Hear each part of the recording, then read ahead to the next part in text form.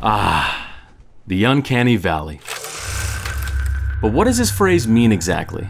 According to all my collected research, links down below, the Uncanny Valley is a psychological idea that dates back to the 1970s by a man named Masahiro Mori. The concept describes the uneasy and repulsive feeling people often have in regards to artificial representations of human beings. So basically when a non-human object is given some human qualities, like if a hat was given some eyes or something. Oh, look at him. But once you continue to increase the human qualities to the object, the more it appears like some cursed replica struggling to be a perfect representation of a human. Some examples you might be familiar with would be CGI renders, robots, and of course, mannequins. So who just was Masahiro Mori? During this time, he was a professor at the Tokyo Institute of Technology. He created the phrase Uncanny Valley to explain the varying reactions people had to his institute robots. He noticed the more the robots acted like a random dude, the more people loved it. So why not bump up the ante, right?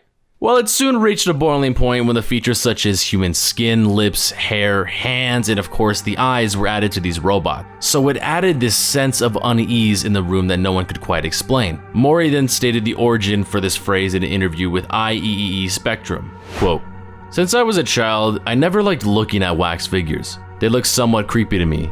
At the time, electronic prosthetic hands were being developed, and they triggered in me the same kind of sensation. These experiences had made me start thinking about robots in general, which led me to write that essay. The Uncanny Valley was my intuition. It was one of my ideas."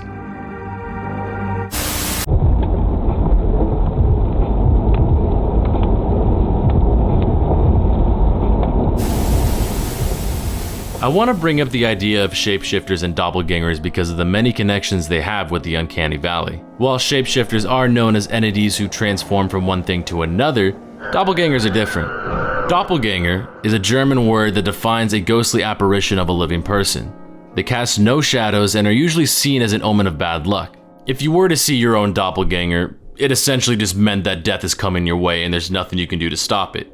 The reason I bring this up is because the fear of the Uncanny Valley is rooted in cultures all over the world and throughout history. Skinwalkers, from what we know of the Navajo legends, are witches that are able to transform into a variety of animals, often associated with the coyote especially. Now take most of the Skinwalker information with some skepticism, as genuine info on them is very difficult to find due to the Navajo people's reluctance to discuss the witches, and with the abundance of scary story encounter videos and stuff all over the internet, it just makes it really difficult to find legit information about them.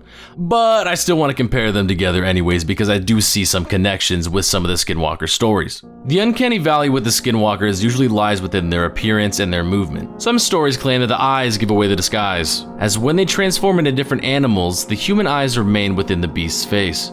Other stories have claimed the witches as animals that appear not quite human, but not fully animal.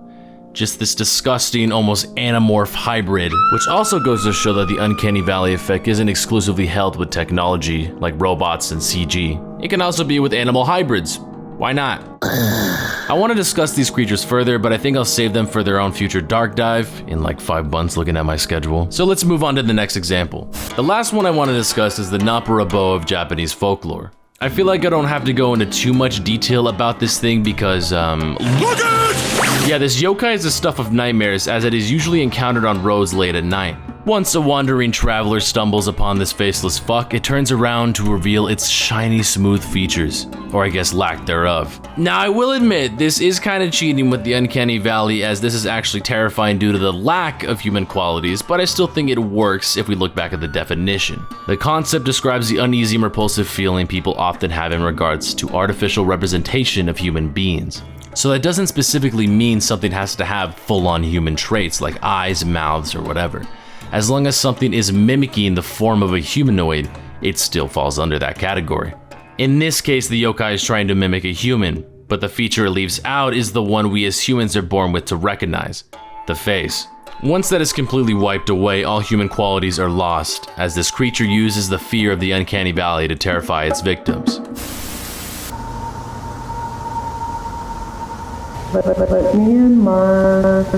I have a gift for you. I have a present.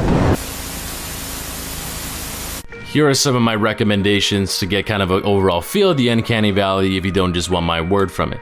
So the first one I want to list off is the Mandela Catalog Volume 1, or really just this entire channel by itself. This YouTube series has gotten a lot of popularity in the last couple of months, and I think it really encapsulates the Uncanny Valley and overall feeling of the unease perfectly. The alligator on the moon effect, it'll catch on eventually. But yeah, well, I'd say for the most part this series can be funny at times. Oh my god, it's God. Is that the hash-slinging slasher? I really don't want to spoil too much of it, so just pull out some Uncrustables, put on some headphones, get cozy, and enjoy some spooks. Please check it out, link down below. Another YouTube video I'm pretty sure a lot of you are familiar with is the I Feel Fantastic clip.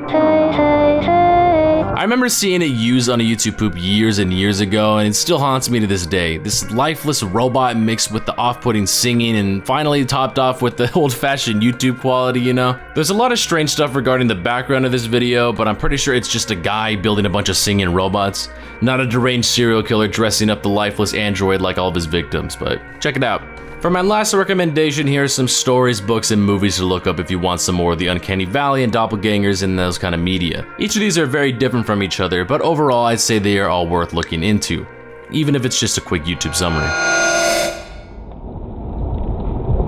This concludes the second part of this series. I'm really going to try and make more of these. They're honestly so much fun to do, and I just love looking into different cultures and all these different scary stuff across the world. So I'm really hoping this one does well enough and you guys find them interesting. If you have any more topics or horror characters you want me to take a look at, please let me know in the comments down below. And as always, have a good one.